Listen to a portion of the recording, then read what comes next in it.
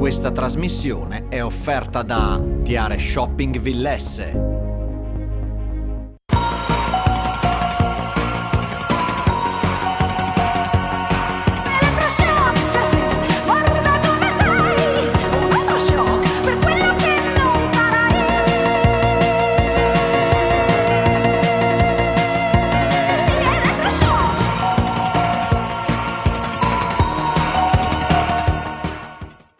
A tutti voi buonasera e ben trovati a questo nuovo appuntamento con Elettroshock. 1000 sfumature di giallo è il titolo che abbiamo scelto per questa puntata. Vi raccontiamo del ritorno del Friuli Venezia Giulia in zona gialla, che avviene in concomitanza con l'avvio del piano di ripartenza di tutto il paese. Come sono andate le cose in questi primi giorni? Quali sono le prospettive? Ne parleremo nel corso della puntata con diversi interlocutori, diversi ospiti. Siamo andati naturalmente nel territorio per sentire i diretti interessati, in particolare baristi, ristoratori, non solo loro naturalmente, perché parleremo anche di cultura. C'era grandissima attesa per questa ripartenza, per il ritorno in zona gialla, tenuto a battesimo perlomeno tra lunedì e martedì da condizioni meteo non proprio primaverili, con non pochi problemi, visto che baristi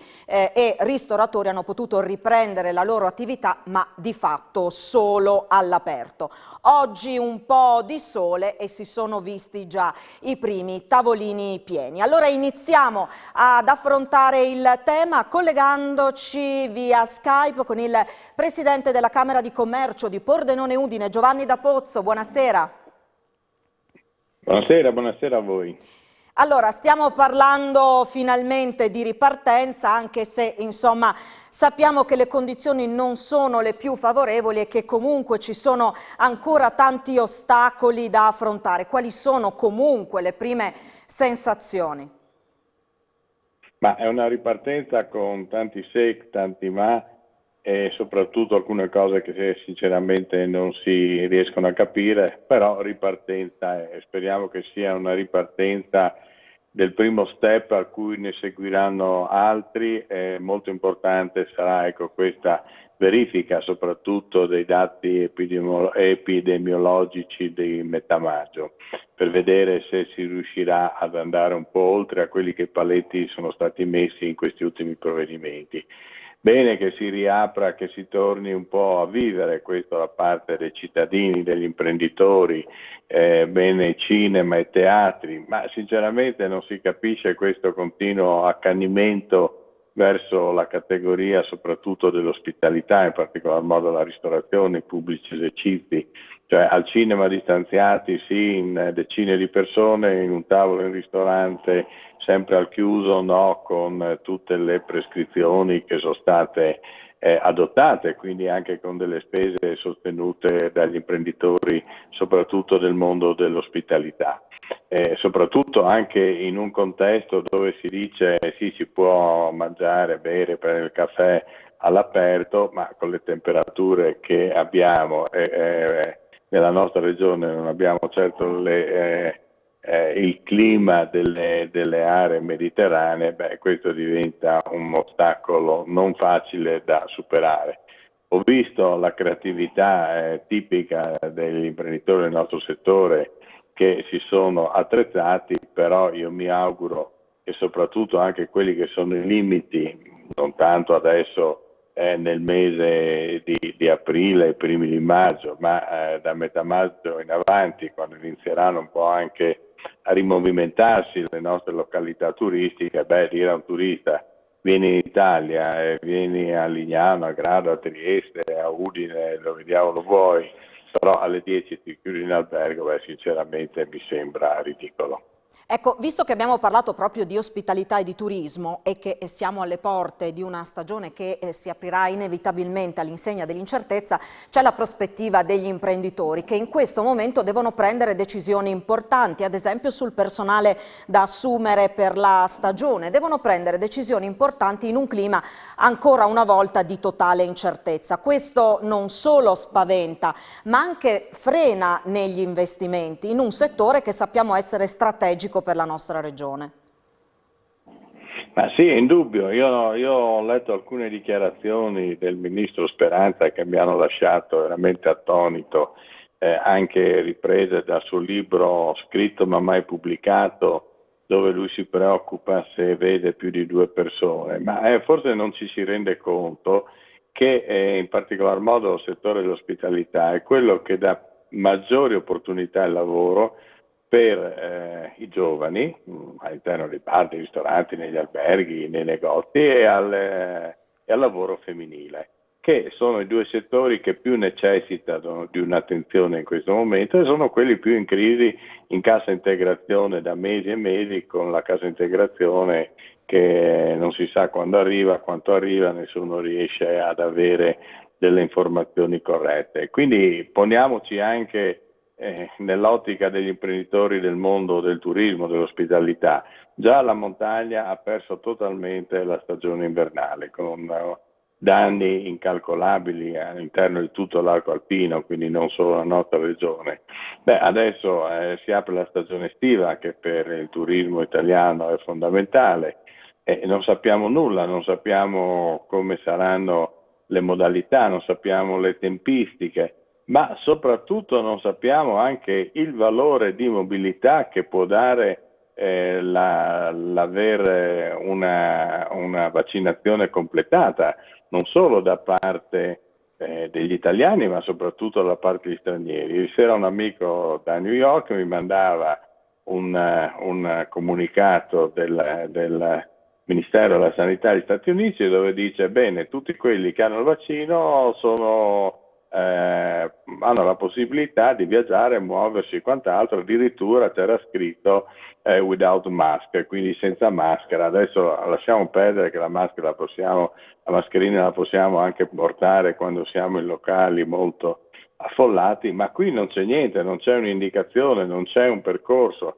Aspettiamo questo Green Pass europeo, che con la solita burocrazia europea chissà quanto tempo ci vorrà. Abbiamo visto che alcuni si sono adattati, come la provincia autonoma di Bolzano, è stato molto facile, hanno creato uno strumento digitale applicabile su un'app dei telefonini e da lì si sono inventati questa forma che comunque dà una garanzia rispetto ai temi sanitari. Quindi siamo sempre nella solita confusione e probabilmente chi ha una responsabilità a livello molto alto del problema sanitario non si rende conto di quello che sta succedendo all'interno dell'economia dei nostri paesi, delle nostre città, delle nostre regioni. C'è un altro tema che sta tenendo banco, che è quello del coprifuoco. Ci sono stati scontri anche all'interno del governo, i partiti di maggioranza avevano insomma posizioni diverse. Alla fine, per il momento, quantomeno il coprifuoco è rimasto alle 22, si è in qualche maniera trovato l'accordo sul fatto che ci si riaggiorna a metà maggio per vedere appunto sulla base dei dati epidemiologici se ci sarà la possibilità di modificare qualcosa.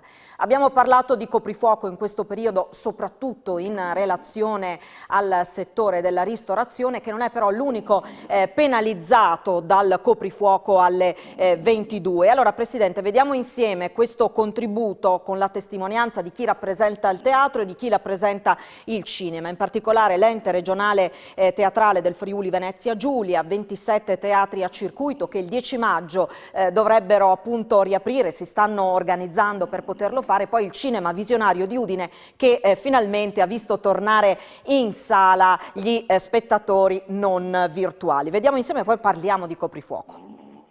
Con l'apertura della zona gialla hanno riaperto anche i luoghi della cultura che sono stati chiusi a lunghissimo tempo, praticamente quelli che sono stati chiusi di più. Con noi c'è il direttore dell'ERT Renato Manzoni, a cui chiediamo subito questa zona gialla per voi cosa significa. Dunque è un grande segnale di speranza, eravamo chiusi da ottobre, finalmente si riparte. Non sarà facile, ma si riparte. Stiamo riorganizzando tutto, vuol dire richiamare tutti i nostri abbonati, organizzare tutto in sicurezza, quindi diremo che i nostri 27 teatri partiranno da circa il 10 maggio e avremo circa 200 spettacoli da fare entro luglio. con tutte le norme di sicurezza, quindi ribadiamo, come ha fatto tante volte l'Agis, i teatri sono luoghi sicuri, c'è la prenotazione obbligatoria, quindi tutti dovranno prenotare prima, la registrazione, i dati verranno tenuti 14 giorni, la misurazione della temperatura all'entrata, tutto il nostro personale avrà le maschere FP2, gli attori avranno anche il tampone e quindi insomma il teatro sarà un luogo sicuro, speriamo che la gente ritorni in massa. Ecco, noi parliamo del coprifuoco in particolare per quanto riguarda i ristoranti e i bar, però in realtà tocca anche il mondo della cultura. Tocca tantissimo, è molto penalizzante, tutta l'Agis, tutte le associazioni di cinema e teatro si sono espressi contro questo vincolo, devo dire totalmente immotivato, che invece di facilitare il rientro della gente che avrà già paura andare nei luoghi al chiuso, gli mettiamo anche la paura di prendere le multe, ci costringe a iniziare gli spettacoli alle 7:30, un'ora che penalizza chi ha un negozio, chi ha un'attività che chiude. La magia del cinema è tornata ad animare la vita dei cittadini. Alle 14:10 di oggi è stato staccato il primo biglietto cartaceo del 2021 all'interno del rinnovato Cinema Visionario di Udine. Un momento atteso che ha dato simbolicamente il via alla stagione dei cinematografi della regione. Signora è felice di tornare al cinema?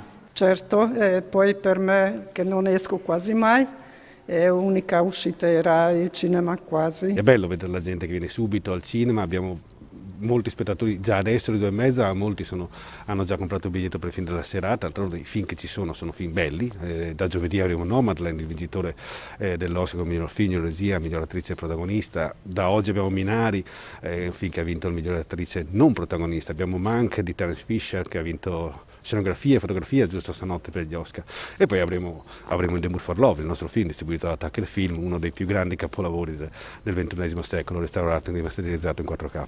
Ma non è solo la settima arte a beneficiare della zona gialla, è l'intero settore fatto di cassieri, maschere e proiezionisti a festeggiare. Solo a Udine il visionario conta una decina di persone, da oggi finalmente uscite dalla cassa integrazione. È bello, sì, è bello cercare di ricominciare a vivere la normalità, insomma, e ci saranno distanziamenti, ci sarà la possibilità di vedere il film vicino al proprio convivente, amato e quant'altro, insomma, però insomma sì, torniamo al cinema. Si ritorna un po' alla volta alla normalità, Presidente D'Apozzo, il tema del coprifuoco, come la vede? Al di là che alle 22 non mi sembra che nei nostri paesi, nelle città, ci sia grande afflusso come non lo è alle 23 e nemmeno alle 21. Mi sembrano così dei criteri con scarso valore scientifico, infatti non sono stati neanche avvalorati dal CTS, sono delle forme fortemente propagandistiche, perché vedo che se vogliamo vedere l'affluenza c'è molta più affluenza nelle ore a mezzogiorno, alle 2, alle 3 nel pomeriggio che non la sera, ma lasciando perdere questo che potrebbe rientrare in una polemica, ripeto, sulla scarsa sensibilità nei confronti non solo dell'economia ma anche del vivere quotidiano. Abbiamo sentito tante persone adesso che giustamente tornano al cinema, al teatro e gli sembra ritornare in una pseudo-normalità. Rendiamoci conto che con l'apertura della stagione turistica, io mi auguro che ripartano anche quelli che sono i collegamenti, soprattutto con le località che ci possono portare i turisti che amano il nostro paese, che bisogna avere anche un po' di buonsenso e un po' di reciprocità. Io mi auguro che col 15 maggio, in base anche all'accordo che abbiamo letto sui giornali, venga rivisto, ma non è solo il problema delle 22, perché se uno va in ristorante o va al cinema, cosa giochiamo? A Cenerentola che deve scappare alle 22, se no chissà cosa gli succede. Cerchiamo un po' di adeguarci, dobbiamo convivere con questo tema ancora per molto tempo e soprattutto cerchiamo di trovare un equilibrio fra quello che è la giusta attenzione su un problema che è ancora vivo, il problema del virus, ma anche con un'economia che in certi settori è veramente aperti. Io domani come Confcommercio Nazionale ho un incontro direttamente a Roma con il ministro Giorgetti e gli rimarcherò, anche se i temi dell'incontro sono altri, la necessità di avere attenzione alla tutela sanitaria, ovvio, questo mi sembra ovvio, ma che soprattutto certe filiere economiche sono completamente allo stremo, come anche quella del mondo della cultura. È una filiera economica importantissima, oltre che chiaramente di svago, e io lo definisco uno svago benessere per qualsiasi cittadino. Grazie allora al Presidente D'Apozzo e buon lavoro. Noi ci fermiamo per la pubblicità, tra poco.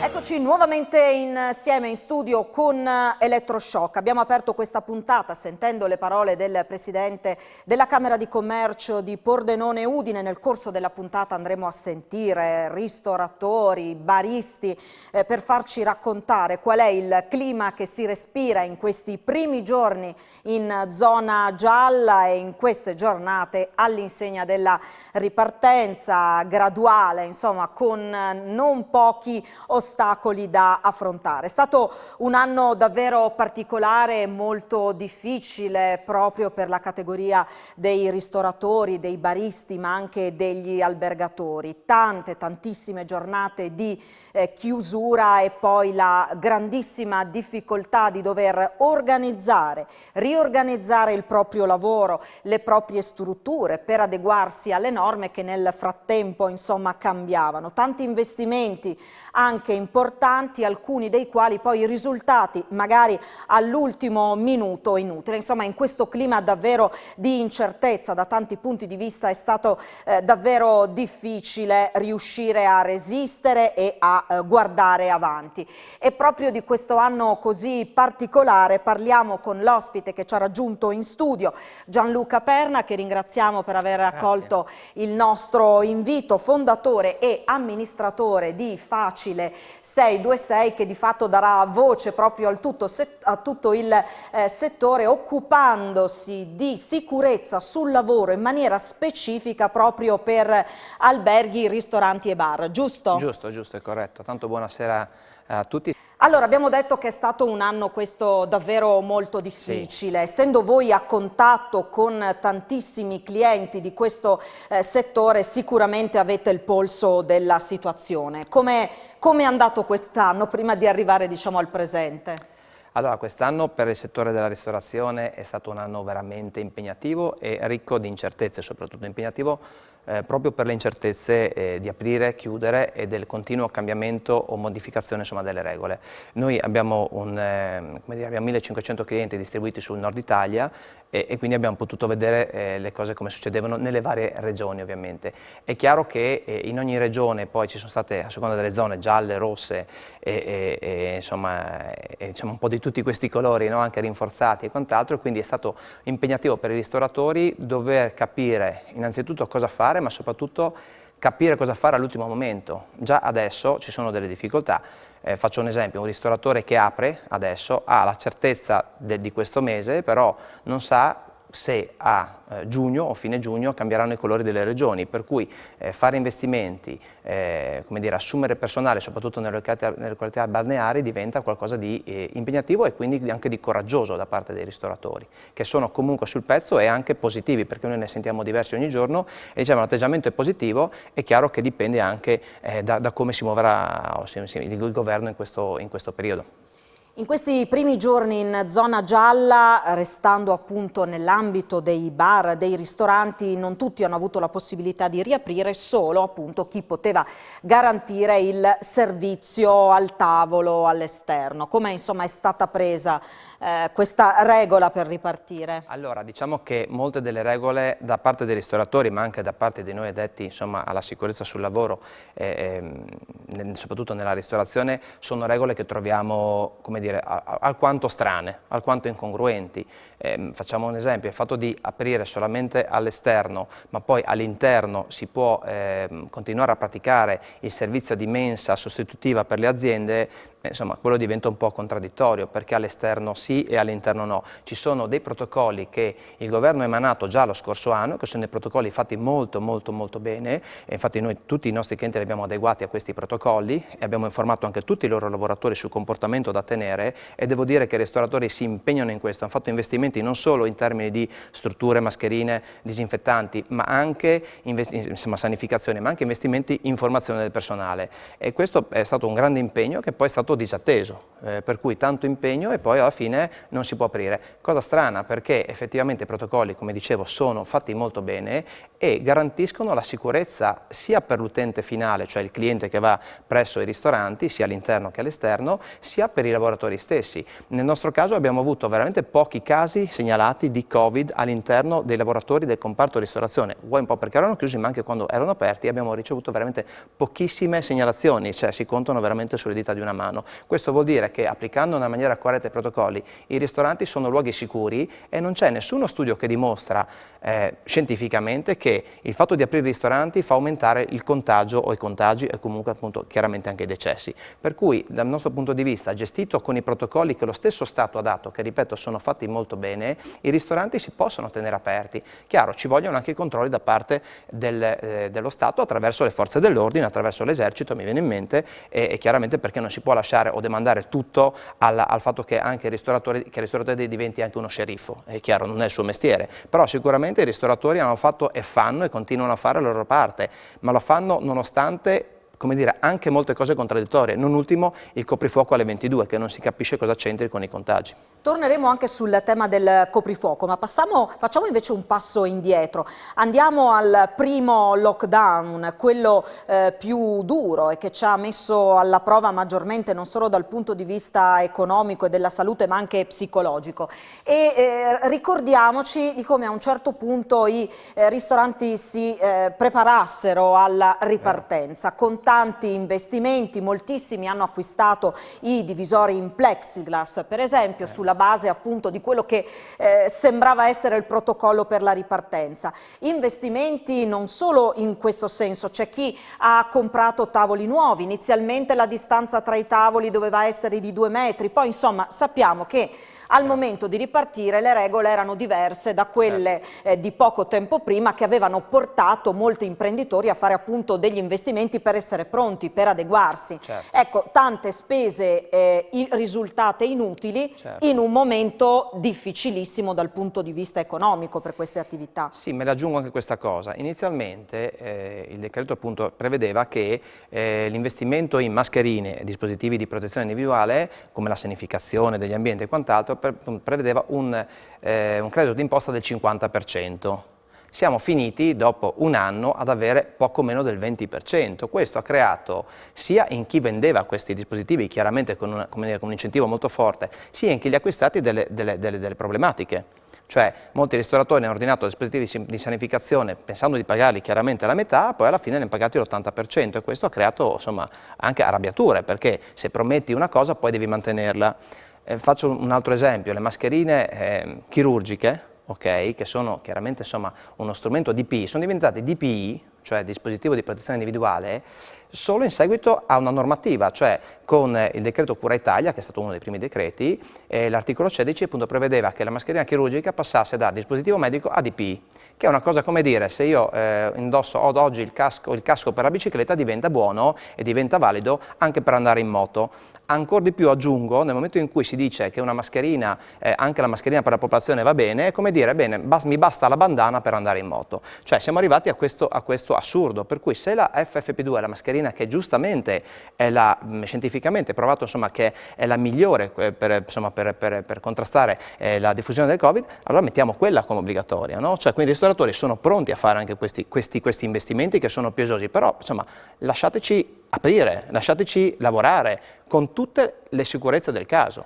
Si diceva di situazioni paradossali che sono state insomma vissute in prima persona, al di là che dagli imprenditori, anche dagli avventori in questi giorni. Mi viene in mente un esempio, quello di un ristorante che ha uno spazio all'aperto e che ha anche un albergo.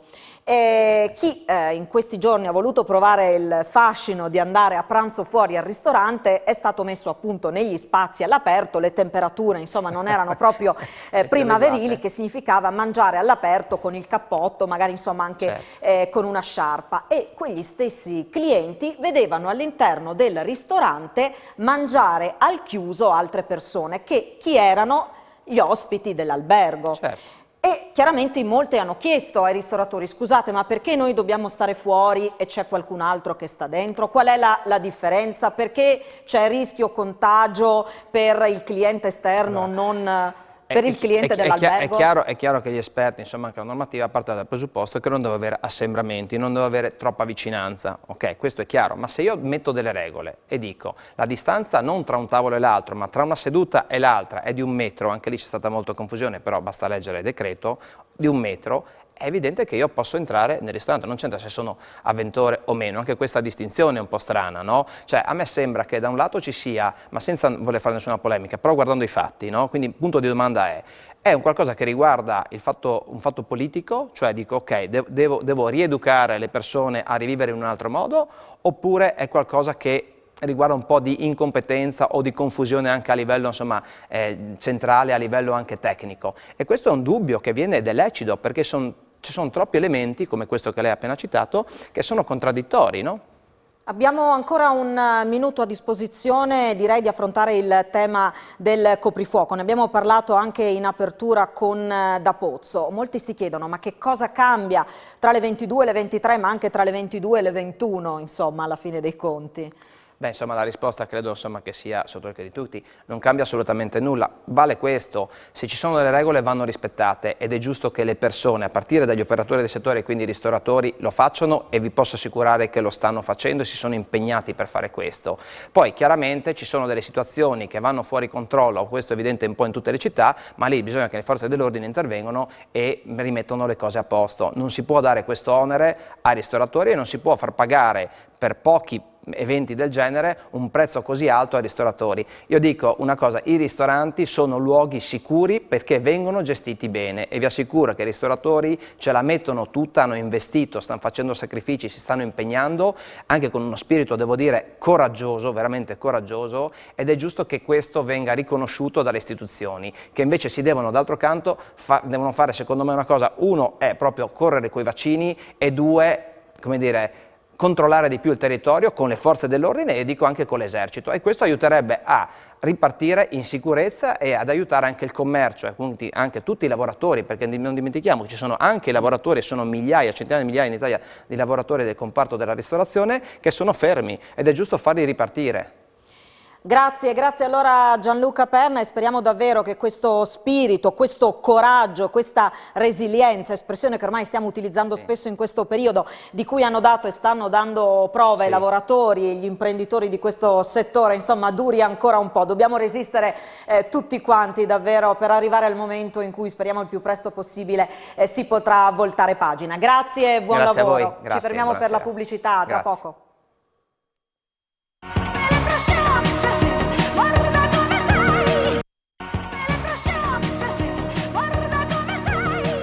Come vi avevamo promesso, andiamo sul territorio per capire questo ritorno in zona gialla, questa ripartenza come sta andando. L'incognita del meteo ha fatto la sua parte, perché chiaramente con tavolini all'aperto almeno i primi 2 giorni della settimana non hanno regalato grandi soddisfazioni a ristoratori e baristi. Oggi si è finalmente visto il sole in più di qualche piazza, in più di qualche perché via si sono rivisti tavolini pieni. Andiamo adesso a Trieste, dubbi e timori per le riaperture, in particolare proprio per il maltempo. I locali storici di Trieste guardano alla ripartenza con timore. Abbiamo fatto un viaggio nella città, famosa peraltro anche per il suo caffè, per il rito davvero del caffè. C'è addirittura chi, come il caffè Tommaseo, aprirà solo a metà maggio. Vediamo il servizio di Andrea Pierini. Chi ha spazi ristretti, chi deve fare i conti tra entrate e costi. Il caffè Tommaseo e il Torinese sono due dei caffè storici di Trieste. Guardano le riaperture con timore, viste le peculiarità delle singole realtà. Al Torinese uno dei limiti è quello dei The Horse. Sì, è cambiato poco, i posti noi ne abbiamo una ventina scarsi, però su una strada molto, molto trafficata, quindi diciamo che di giorno diventa un po' difficile, soprattutto per la nostra clientela che è di un certo tipo, che vuole un attimo di raccoglimento, di godimento del drink o del caffè la mattina, e quindi sì, la differenza si è vista poca per il momento. In questo senso la possibilità di restare aperti fino alle 22 dà un pelino di respiro in più? Beh, sicuramente aiuta, perché noi oltre al locale storico siamo anche cocktail bar, e diciamo che la media scontrino ovviamente si alza la sera, perché c'è l'aperitivo, perché c'è il cocktail, e quindi aiuta. Ovviamente però c'è questa velata paura della gente che vedo, che non è, diciamo, tranquilla a venire anche se all'aperto. Almeno vedo tra i nostri clienti un po' di timore, ecco. C'è ancora un po' di paura, diciamo, delle sanzioni, non siamo ancora forse usciti mentalmente dal lockdown, lockdown no, perché c'è ancora, però da queste limitazioni. Sì, penso che sia così, ci vuole secondo me qualche giorno ancora, sicuramente il weekend la gente sarà un po' più rilassata, un po' più aperta, e anche mentalmente soprattutto, e forse da lì vedremo un cambiamento. Sicuramente il tempo non aiuta, quindi adesso qua a Trieste abbiamo avuto bora ieri, pioggia oggi, prossimi giorni vediamo, però siamo qui, ecco. Vi sentite un po' di aver girato la boa, insomma, il momento più difficile che inizia a essere alle spalle, o c'è ancora il timore che non possa tornare il virus? Allora, il virus c'è, il virus gira, io sono molto razionale su questo, quindi io ho preso da un anno a questa parte, ormai prendo tutto quello che c'è da prendere a sport, aperture, chiusure, io faccio tutto con molta razionalità, però so che nei prossimi mesi sarà comunque dura e non è finita, non è finita. Forse un giro di boa, sì, come dici tu, potrebbe essere questa riapertura, ma vedremo. Ultimissima domanda, i ristori sono arrivati, stanno arrivando, serviva fare un passo in più? Allora, gli aiuti, quelli dello scorso governo, sono arrivati, gli ultimi non sono ancora arrivati, quelli regionali e quelli da Roma non sono arrivati. E questa domanda, scusami, perché vedo che sei un locale storico, quindi con costi diversi magari rispetto a un bar tradizionale. Sì, diciamo che noi come locale storico non abbiamo avuto aiuti diversi, diciamo, dagli altri miei colleghi, e comunque i ristori, questi ultimi, quelli di, diciamo, dicembre, sono ormai 5 mesi che non arrivano, e comunque se arriveranno, conteggiando con il nostro commercialista, saranno intorno ai 6-7 mila euro, quindi sì, paghiamo un paio di affitti, qualcosina, una bolletta, e finita lì. Quindi sì, un aiuto però poteva essere un attimino più importante, ecco. Il Tommaseo è invece condizionato dai limiti sul turismo. La famiglia si occupa anche della Tombacco Distribuzione, una delle realtà che fornisce numerose attività ricettive di Trieste. Sì, aspettiamo, diciamo che pensiamo di aprire il giorno 13, così guardando il meteo anche noi, che mi pare verso il 13 dovrebbe salire di qualche grado la temperatura e smettere di avere così un tempo ondivago, per usare un termine, no? Per cui aspettiamo, perché poi tradizionalmente il Tommaseo è fatto per lavorare all'interno, tra l'altro, ecco, no? È fatto perché di solito quando ci sono delle domeniche del tempo bellissimo, tutti i triestini sono abituati a uscire, a mandare o a Barcola o in Carso, per cui a noi quasi serve una temperatura, così un clima che non sia proprio estivo. In questo senso è un locale storico, quindi con tutte le difficoltà connesse, grandi spazi che però appunto non si possono sfruttare appieno a causa di queste limitazioni. C'è la speranza che magari già verso fine maggio si possa tornare a una nuova normalità? Sinceramente non faccio conto su questo. Noi negli ultimi anni avevamo fatto degli investimenti su cucine e situazioni per dare moltissimo spazio sia alle comitive di turisti, agli eventi fatti qua a Trieste, naturalmente disponendo appunto degli spazi molto ampi avevamo puntato molto su questo. Non essendoci turisti, non essendoci la possibilità di fare eventi, praticamente insomma non vivi naturalmente facendo il solito lavoro di caffè, della gente seduta così, del solito aperitivo, insomma è un problema, ecco. In dire la verità per noi sarebbe quasi più produttivo tenere chiuso, spenderemo sicuramente di meno, certamente insomma per il servizio che dai alla comunità e tutto, insomma noi lo facciamo, ecco, apriremo, insomma il giorno 13 abbiamo deciso che bello o brutto che faccia, apriamo comunque. C'è la speranza soprattutto di un ritorno del turismo, anche un turismo slow italiano, magari corregionale? L'anno scorso sicuramente si era visto questo tipo di turismo, slow e regionale, per cui di conseguenza poco, ma insomma meglio poco che niente, no? Bisogna un po' accontentarsi delle situazioni. Mi auguro probabilmente serviranno sti pass vaccinali, vedremo cosa penseranno di fare per poter fare. Trieste negli ultimi anni aveva basato moltissimo del nostro lavoro estivo soprattutto sul turismo, e parlo per tutti, non solamente per noi in generale, no? È anche una delle città di Friuli Venezia Giulia che ha avuto la crescita maggiore in proporzione, no? E questa cosa sicuramente ha condizionato tutto. Ha condizionato sicuramente, e adesso che ci eravamo abituati discretamente bene, insomma è stato un dramma dall'anno scorso, no? Veramente sono precipitati i numeri. Noi poi che facciamo i distributori di bevande, cioè come azienda proprietaria del Tomaseo, ci rendiamo conto anche per tutti gli altri nostri clienti, insomma, a parte qualche rara occasione è dura per tutti, insomma. Ecco. Ne approfitto perché appunto Tombacco, oltre ad avere la proprietà del Tomaseo, è uno dei più importanti fornitori di bevande per i locali, bar, ristoranti, hotel. In questo senso siete stati ristorati? Siete stati considerati dal governo? Esistete? Non siamo stati considerati. Ultimamente però ci sono arrivati dei ristori che in minima parte leniscono così i nostri danni, però qualcosa meglio che niente. Sono arrivati adesso, siamo stati un po' riconosciuti insomma in questa situazione, perché l'anno scorso non avevamo praticamente ottenuto nulla a fronte di perdite molto importanti. Anche perché ovviamente sì, non lavoravano i bar e di conseguenza non lavorava tutta la catena. Noi ad aprile dell'anno scorso avevamo completamente azzerato il lavoro, cioè eravamo in lockdown completo.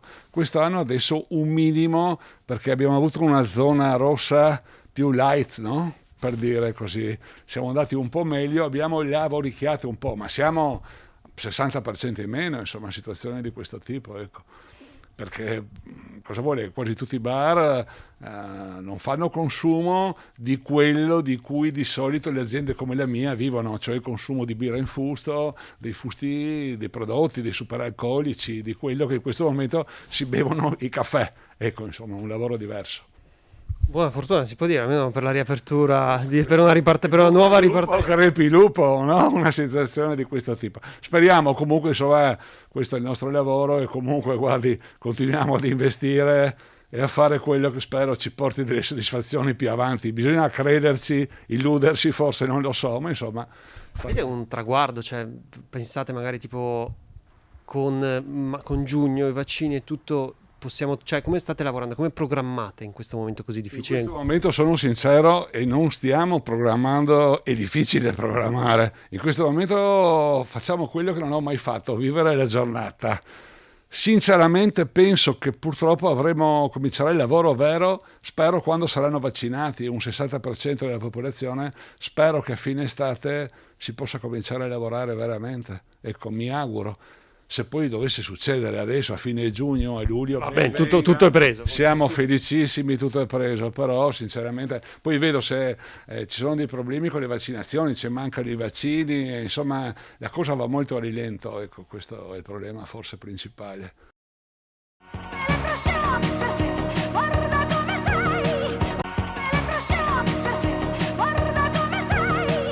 Di nuovo insieme per l'ultima parte di Elettroshock. Andiamo a sentirli ancora i protagonisti della ripartenza, ristoratori e baristi. In particolare è andato a sentirli per noi a Pordenone Daniele Micheluz, nel capoluogo della destra Tagliamento, complice il sole. Oggi veramente c'era il pienone tra i tavolini collocati in città. Intanto Ascom Confcommercio auspica che presto si possa servire anche all'interno dei locali, che venga eliminato il coprifuoco. Il commercio pordenonese, attraverso il proprio presidente Alberto Marchiori, lancia la campagna per festeggiare il 1° maggio lavorando. Partiamo proprio da qui.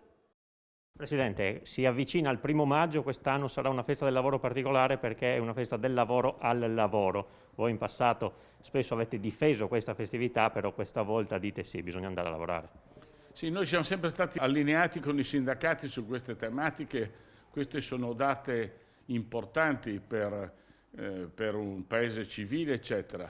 In questo caso purtroppo la festa del lavoro l'abbiamo fatta durante il lockdown, cioè purtroppo siamo rimasti chiusi, non un giorno ma tanti giorni, e quindi quest'anno il giorno del 1° maggio diventa un giorno emblematico come giorno lavorativo per mantenere i posti di lavoro, e sono convinto che i sindacati non la vedranno diversamente da noi, perché abbiamo sempre remato entrambi dalla stessa parte, cioè qui si tratta di salvaguardare l'economia e i nostri collaboratori, i nostri dipendenti. Quest'anno, il 1° maggio, confidiamo che possa essere una giornata di lavoro per tutti. Quest'anno il 1° maggio cade di sabato, anche Federmoda ha sostenuto l'iniziativa e anche la FIVE Ambulanti, visto che i comuni di Pordenone e di Spilimbergo, per i quali è previsto il mercato cittadino proprio il sabato, hanno dato l'autorizzazione affinché le bancarelle possano occupare le aree cittadine. Ecco, anche questo sicuramente può essere un aiuto importante per il mondo dell'occupazione. Ma sicuramente, come diceva lei, essendo sabato, l'opportunità di tenere aperto ce l'hanno tutti. Poi ci sarà chi liberamente terrà chiuso, e questo è facoltà che hanno tutti, ma facoltà che c'è anche al contrario, cioè la legge consente anche in queste festività di tenere aperto, nonostante quelle precisazioni che noi abbiamo prima fatto. Ecco, anche sul fronte dei lavoratori, tanti sono appena usciti dalla cassa integrazione, insomma andare a lavorare quel giorno lì è anche un modo per dare loro dignità.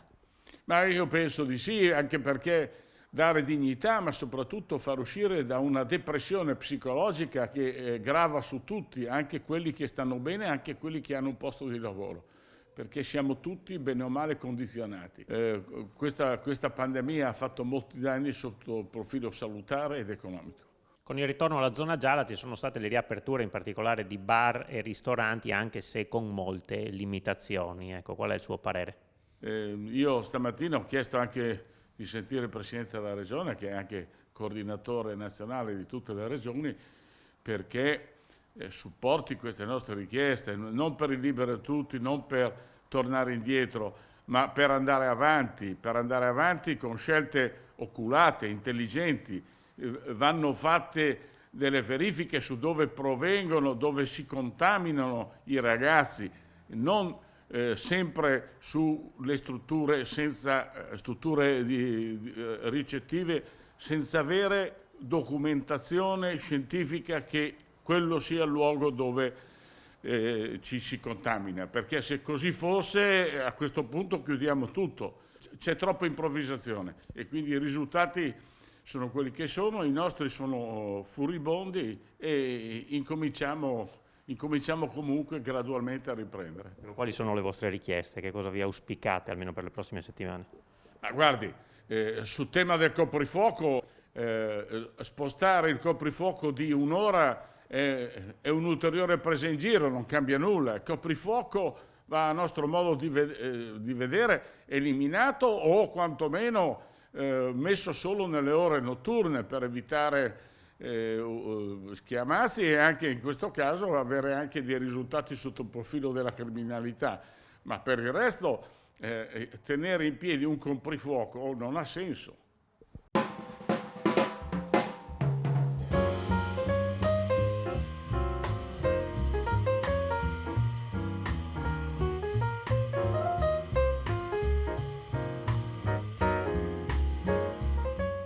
E dopo le parole del presidente Barchiori siamo venuti in centro a Pordenone. Oggi una bellissima giornata, siamo con Ilenia Salviato che è la titolare dell'osteria Il Cavaliere Perso. Beh, insomma, oggi c'è il pienone. Sì, per fortuna oggi è una bella giornata di sole e finalmente la gente ha voglia di muoversi e nonostante che momentaneamente non abbiamo gli ombrelloni sopportano la giornata di sole che adesso fa caldo, star fermi. Ecco, lo spazio esterno qui vi ha salvato perché si può servire solo all'esterno, però avete abbastanza tavolini e tutti pieni.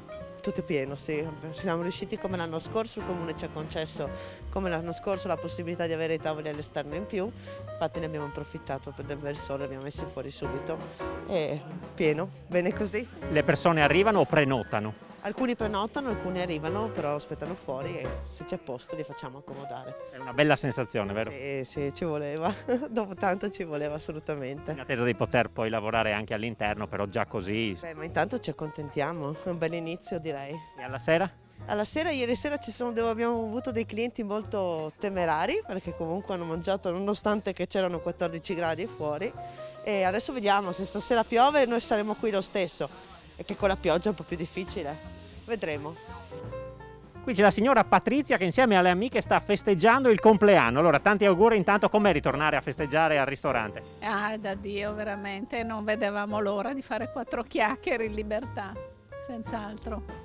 E poi l'anno scorso l'abbiamo saltato, quest'anno non si può, basta. Bisognava festeggiare. Certo, senz'altro. Il piacere di farlo insomma con le amiche? È meraviglioso ritrovarci in una sorta di libertà, perché siamo consapevoli del momento, per cui insomma ci godiamo giusto il momentino così, però ci fa molto piacere.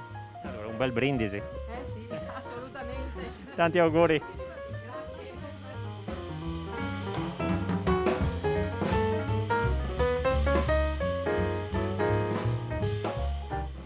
E qui siamo con Walter Morettin, che è il titolare del Cenacolo di Pordenone, anche voi attrezzati all'esterno e la gente ha risposto.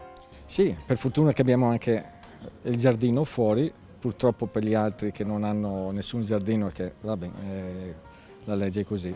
Bene, oggi è giornata di sole, finalmente, sperando che con questa giornata proseguiremo anche con tutte le nostre cose qua. Arrivano prenotazioni o la gente arriva e vede se c'è posto e si siede? Sì, no, proprio chiedono, cercano proprio di venire, di star fuori. Anche ieri che c'era brutto tempo sono venuti fuori lo stesso, cioè vedo che la gente partecipa, sì. hanno bisogno di star fuori. Ecco, cosa dicono? Insomma, sono contenti di bere un bicchiere assieme? Sì, sono tutti contenti, purtroppo è fino alle 10, ma va bene, dai, intanto è l'inizio. Poi... E la sera come sta andando? Sì, bene, no, la sera sì, questi 2 giorni era un po' freddo, però la gente viene, cerca proprio di mangiare fuori, di star fuori. Per i prossimi giorni avete già prenotazioni? Sì, abbiamo anche il weekend pieno, bene, sì, questo sì.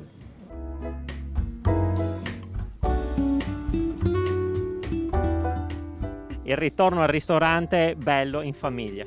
Sì, finalmente non vedevamo l'ora perché... un anno che siamo chiusi, imprigionati in casa, poi noi abbiamo fatto anche il Covid, quindi è stata dura e sì, chiaramente non liberi tutti, ma con le tensioni del caso, secondo me, anche per queste categorie di lavoratori che stanno soffrendo già da tanto tempo, un po' di ossigeno ci voleva, siamo un po' contenti, fiducia sempre con attenzione, perché io l'ho passata e non è stata una bella passeggiata e quindi raccomando a tutti di tenere tutte le misure di sicurezza fin possibili, insomma, però bisogna anche riprendere a vivere, questo, anche perché questo virus, da quello che si capisce, non finirà nel giro di breve tempo, anche se ci sono i vaccini che stanno andando avanti, quindi bisogna un po' prendere l'abitudine di un altro, secondo me, sistema di vivere,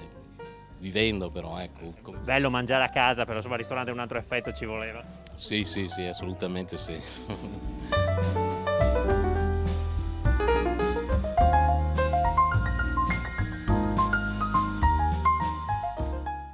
tavolini di bar e ristoranti sono veramente pieni oggi a Pordenone. Siamo con Francesco Zanet della degusteria Ferronato. Beh, insomma, anche da voi c'è tanta gente oggi.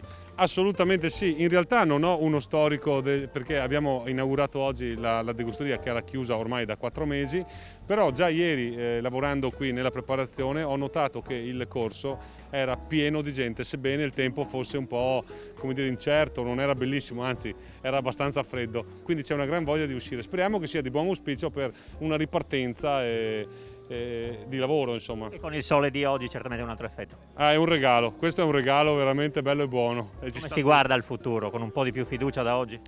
Beh, io spero che il fondo l'abbiamo toccato e che adesso possiamo solo migliorare.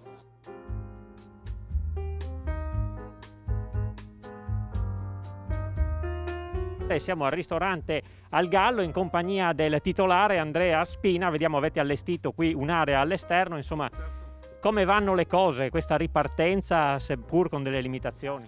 Guardi, oggi è il nostro primo giorno di ripartenza, abbiamo un paio di prenotazioni che stiamo aspettando e naturalmente non sarà facile perché confidiamo tutto nel meteo e speriamo di tenere queste temperature e queste giornate di sole. Confidiamo soprattutto nel bel tempo. La sera sarà ancora un po' difficile effettuare un servizio completo. Forse nelle prime ore della serata si riuscirà a lavoricchiare qualcosa, ma il meteo farà da padrone e ci darà ragione o meno. È importante secondo voi che si possa riaprire anche all'interno, naturalmente? Non aspettiamo altro, perché è un lavoro sicuramente questo snaturato che non va nel nostro stile di professionalità. Ecco, quello che possiamo esprimere al meglio all'interno del locale, naturalmente lo spazio esterno ci sta dando una mano, un aiuto, però non basta. Siete un po' inventati questi tavoli che sicuramente aiutano e anche una location sicuramente bella e attraente, la temperatura naturalmente fa la differenza. Esatto, confidiamo, come ho detto prima, nel meteo. Vi aspettiamo al Gallo. Ecco, grazie.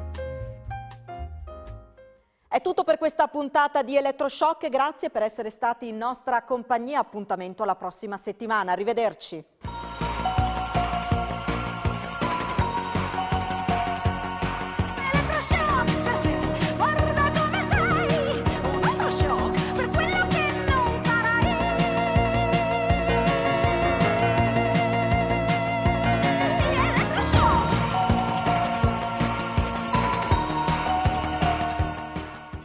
Questa trasmissione è stata offerta da Tiare Shopping Villesse.